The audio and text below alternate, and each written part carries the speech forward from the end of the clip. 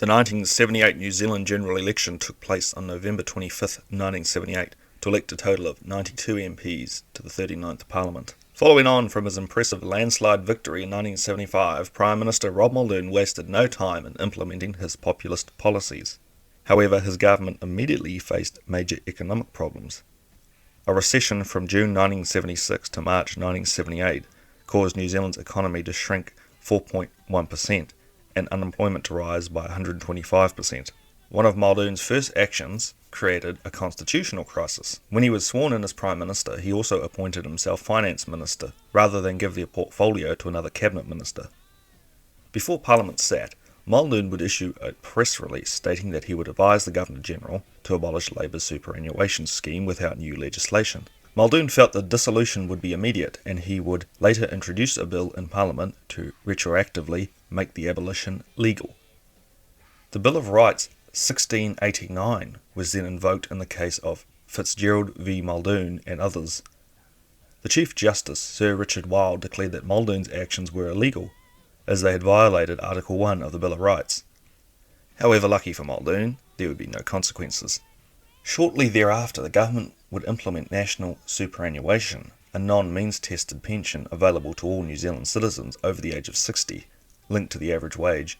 This was enormously expensive, costing $2.5 billion per annum by 1984, but nevertheless far more popular than Labour's alternative of a Singaporean central provident fund-style set of individualised compulsory savings. Muldoon would get tough on immigration and law and order.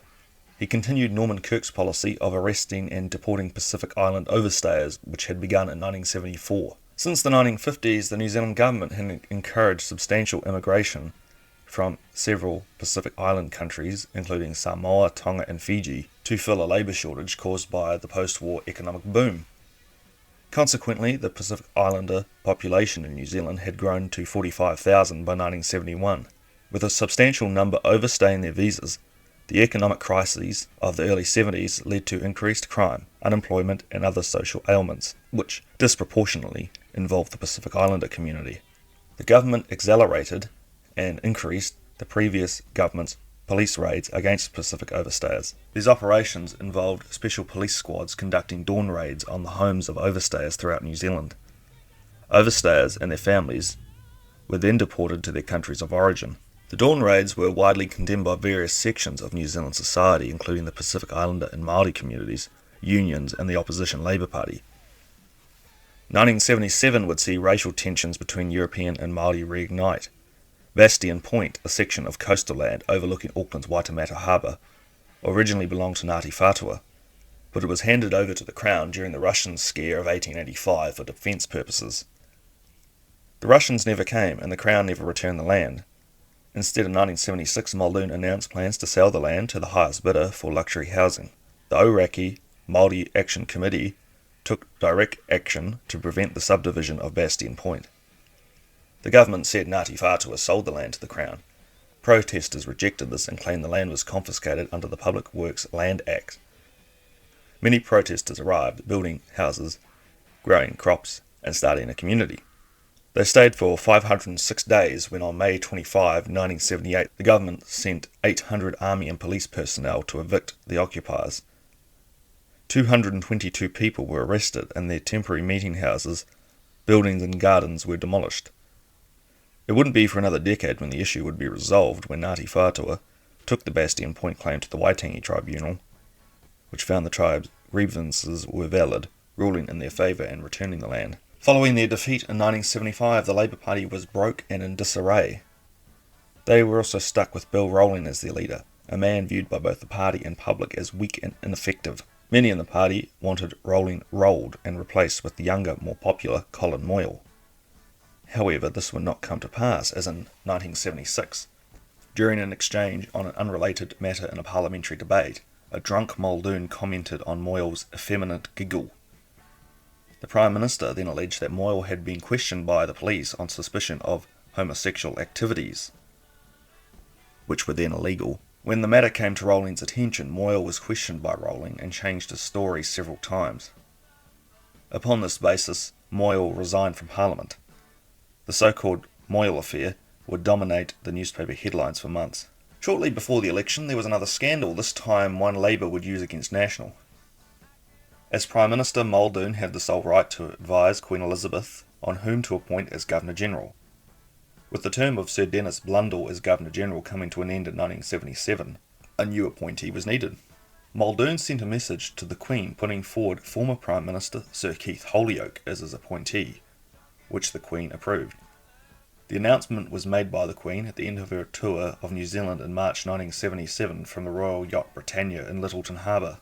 This choice was controversial because Holyoake was still a sitting cabinet minister.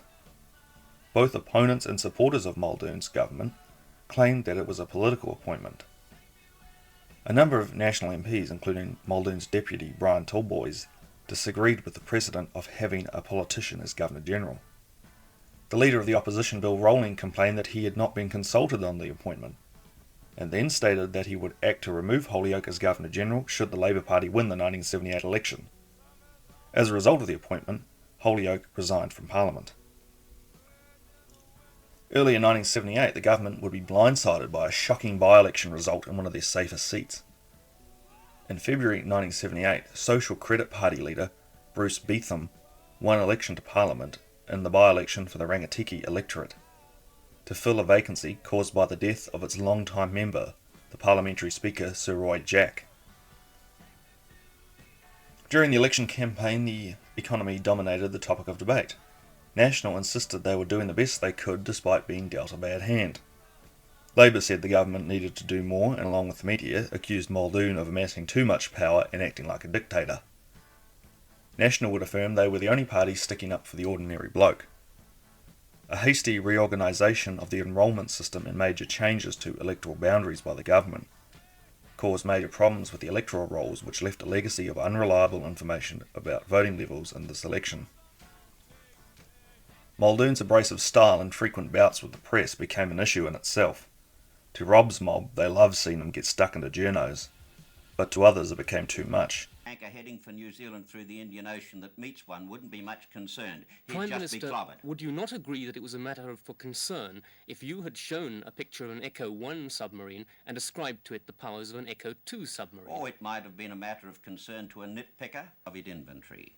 It includes 105 submarines, of which 40 are nuclear-powered, and at least 12 armed with ballistic missiles. That statement is absolutely correct. Indeed, Prime Minister. Just but a is it moment, not let me true? answer, please. Those statements, the producer of this program told me today that he would give me the questions that would be asked so that I could confer with defence intelligence sources and give correct answers for the benefit of the people of this country. Prime Minister, I will regret not, that we I will have not run out have of some time. smart aleck interviewer changing the rules of the game halfway through, Mr. Walker. Prime Now, Minister, I regret that we have run out of time. Nonetheless, thank you for your interview. Few enough hecklers, but the Prime Minister's eye caught an imaginary Bill Anderson, leader of the Socialist Unity Party. Little mouse in the house. Afterwards they said he was there. Hey, he's there tonight. There he is. I can see him. Yeah. Cuba's nice. No, we'll leave him in. Don't throw him out. Don't throw him out. Leave him in. This is a democracy. This is not like the Soviet Union.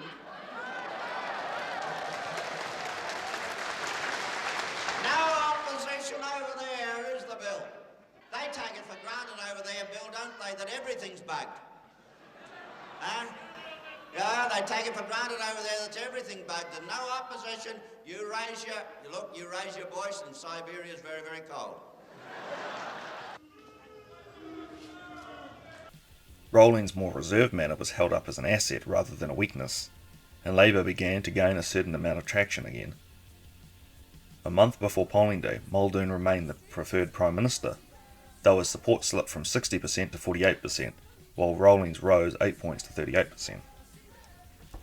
And the winner was Rob Muldoon and National with 51 seats, a loss of 3 seats and a drop of 7.9 percentage points to win 39.8% of the vote. Although the party had been returned to office with the majority of seats, it had lost the popular vote to a resurgent Labour Party. Rowling would win 40 seats, a gain of 8, most of which came from the newly created urban seats, and 40.4% of the vote. Labour blamed their loss on National gerrymandering the electoral map. Bruce Beetham in Social Credit won a resounding 16% of the vote, but only one seat. Although other parties dismissed Social Credit's chances as a fluke, Beetham predicted a great future for the party. While not a satisfactory vote of confidence for the national government, the party nevertheless had a commanding majority in the parliament. Now time for some interesting trivia for you all. 1978 would see the entry of a familiar face into New Zealand politics.